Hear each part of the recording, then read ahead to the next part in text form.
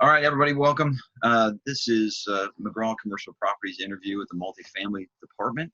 As we're all getting used to a new way of working, I thought it would be good to have various segments of our company, various divisions get together, have a little Q&A, very conversational, see what they're seeing in the marketplace, because I think it's going to be very beneficial to anybody that's doing business with us or has questions in general about whatever industry or sector they're in. So today we're going to focus on multifamily. As you can see the screen, we'll go around the horn here. Jeremy Smith in the upper left-hand corner, Ryan Gorman at the bottom of the Hollywood Squares, and then to his right is going to be Carey Velez. Morning, gentlemen. Good morning. Good morning. All right, so we talk about this on either a daily basis, certainly on a weekly basis on our team calls, but I wanted to get your perspective very specifically about things that are happening in the multifamily space. I get general questions from investors all over the place, office, industrial, retail, and you guys spend your entire day talking to owners, talking to investors, talking to lenders, and so I wanted to address all of those questions in one place and get each one of your individual takes on what you're seeing in the marketplace. So that's going to be things like what's happening in the marketplace, what's the lending environment like, what is the investor feeling or sentiment, are rents being paid, a lot of that kind of stuff. So let me just kind of kick it off. What's the general consensus out there? You take that however you mean it.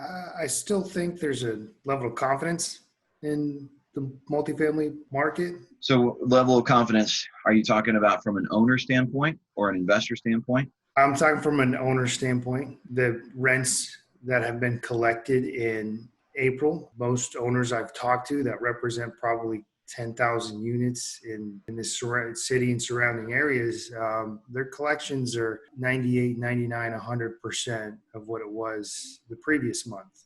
So a little bit different to what you would suspect. If you're watching the news, the thing is it's the end of the world and rent is not being collected and nobody's paying their bills. Yeah, Very contrary to that. That's right. And to not say there aren't a few people taking advantage of the situation, courts being closed, for example, and no evictions can be filed, but Tulsa, Oklahoma City, in this kind of general area, we're in a little bubble where the majority of our income isn't going towards rent. I think there's a little bit easier cost of living for a lot of our residents. So that's a great question.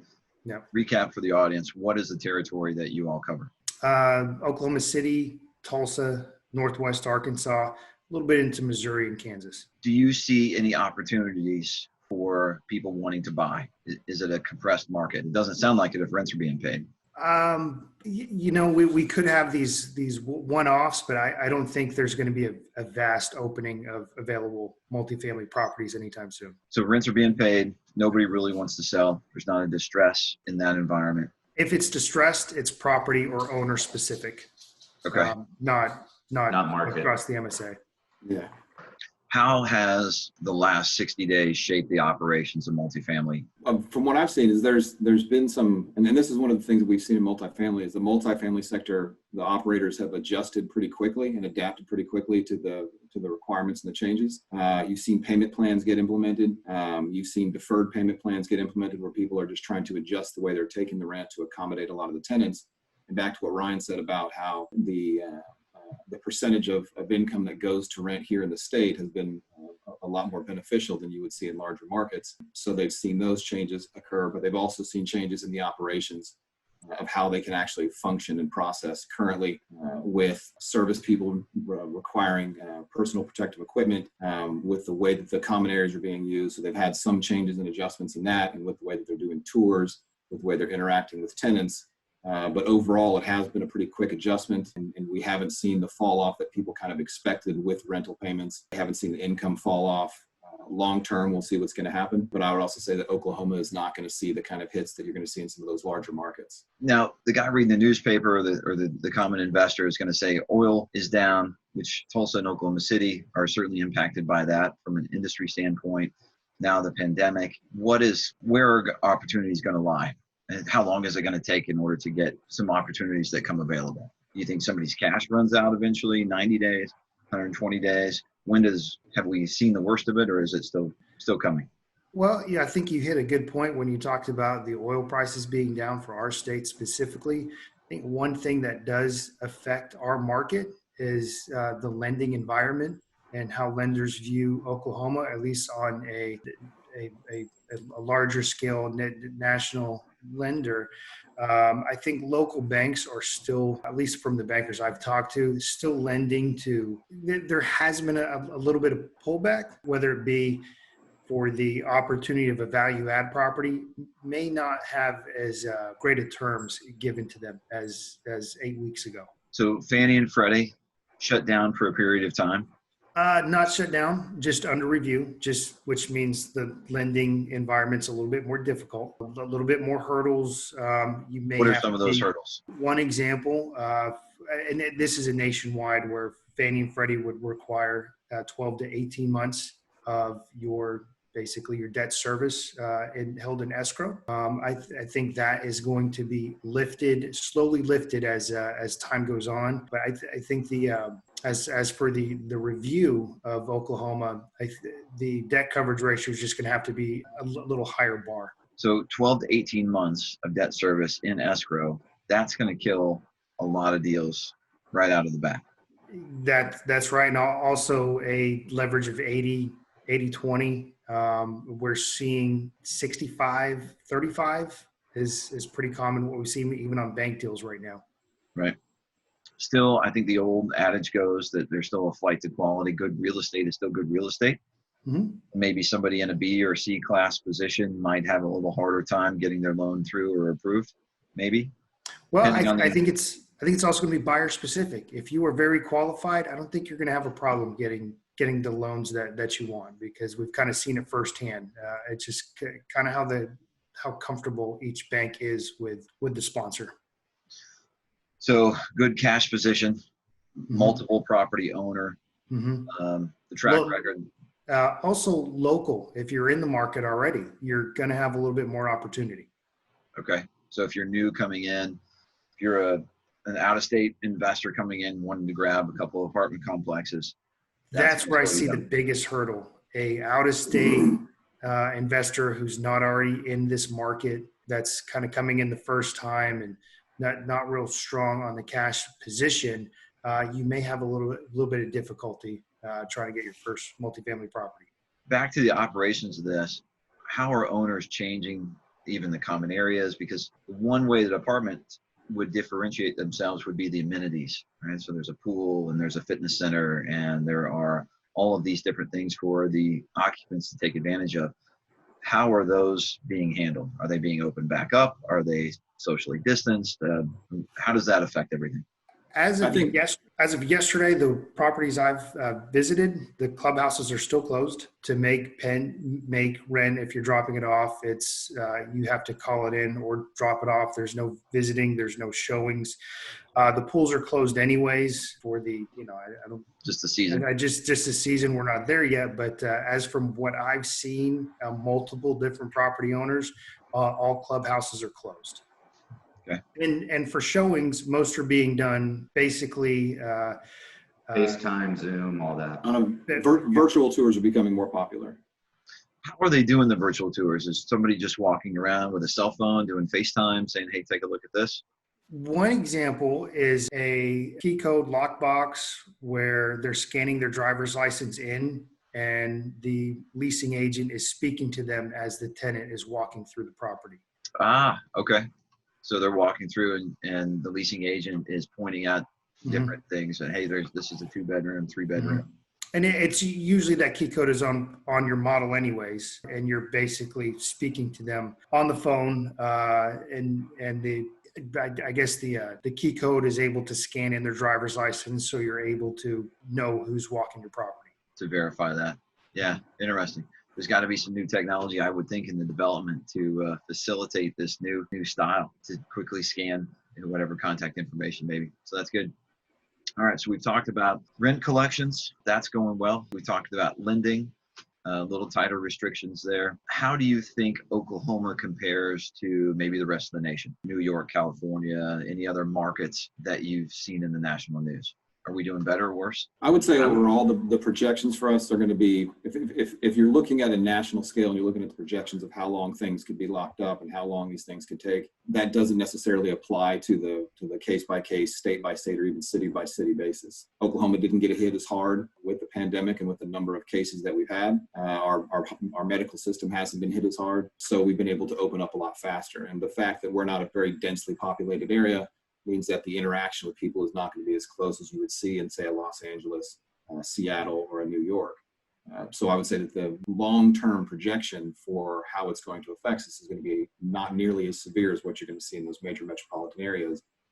And in that sense, it's going to make Oklahoma look a lot better for the investors coming in to say, I'm not going to have to deal with all of those possibilities and all the potential, especially given the fact that our rents are not as high. So when you go into those places like Los Angeles and New York, where the rents were already considered extremely high and the states were taking measures to limit that, you don't have that here. So you're going to be able to see people coming in, having a more stable investment whenever they can get their hands on it. Do you think this changes the psychology of the average renter?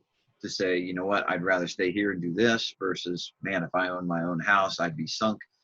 Do you think somebody, or vice versa, hey, I wish I was out of this apartment complex and too close to everybody else.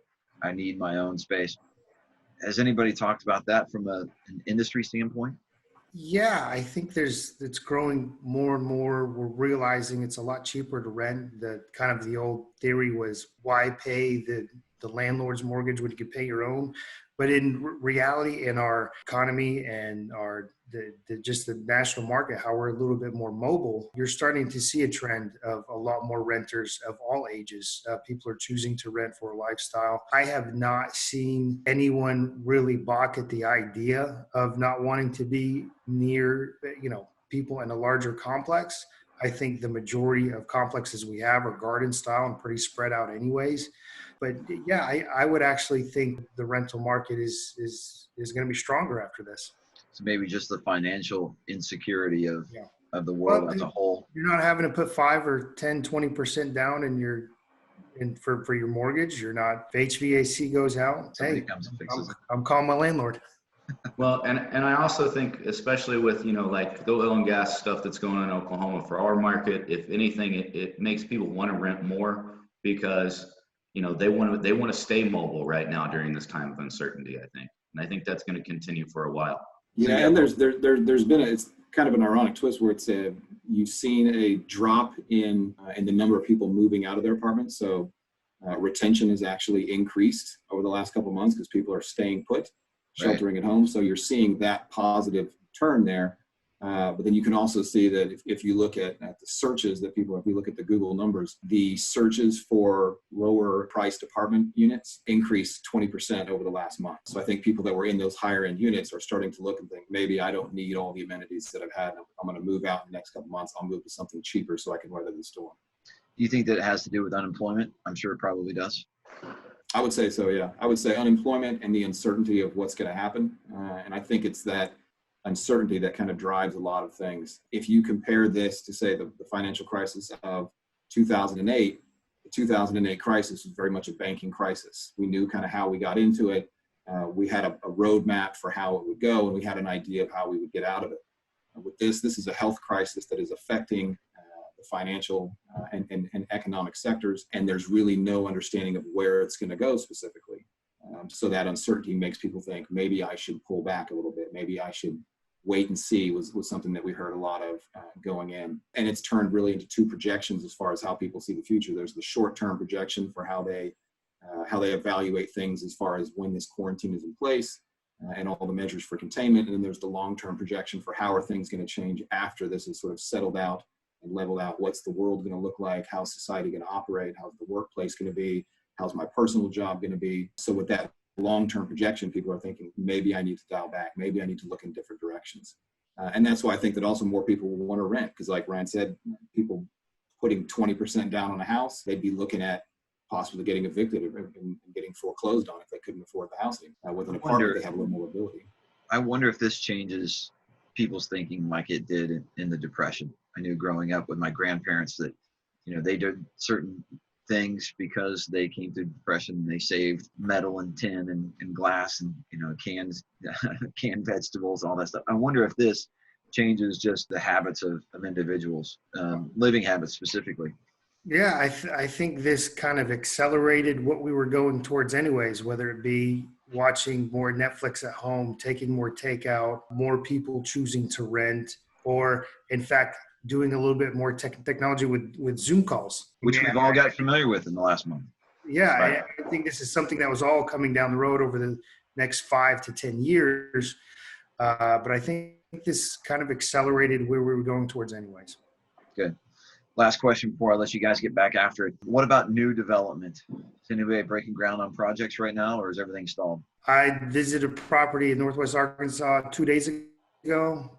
Developing is going strong. I probably saw 50 construction workers there putting up walls, getting things going, putting roofs. So yeah, I would say for the multifamily, it's still pretty and strong. I would say that the development that was already in progress at some stage where they were already moving forward on it, I think that's going to keep going and keep progressing, and they're going to build those and get those up. As far as people going in the next month or so to start new projects, to buy new land, to develop, to start trying to build new complexes, I think that they'll probably pause on that for a little bit to get an idea of where things are going to go. What's the market going to say? And if they were planning on building some high-end Class A property that was going to demand, maximum rents, are they going to pull that back now, adjust their plans? So I think that those people moving in will adjust, but the stuff that's already on the ground, it's going to come up. Yeah, good.